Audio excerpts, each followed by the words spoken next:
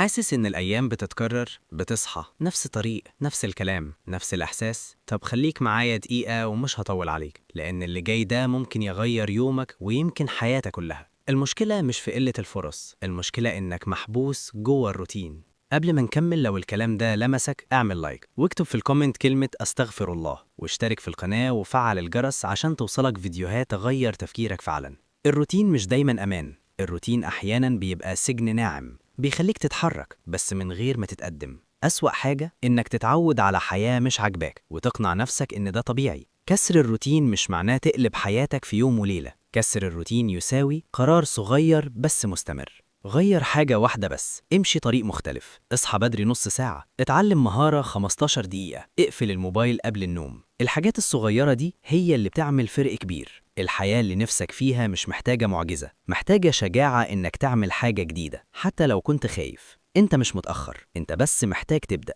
ابدأ النهاردة مش بكرة، اكتب في الكومنت هبدأ من دلوقتي. لو حابب تطلع من الروتين وتبني نفسك خطوة خطوة، اشترك في القناة وفعل الجرس، واللايك منك بيفرق جدا.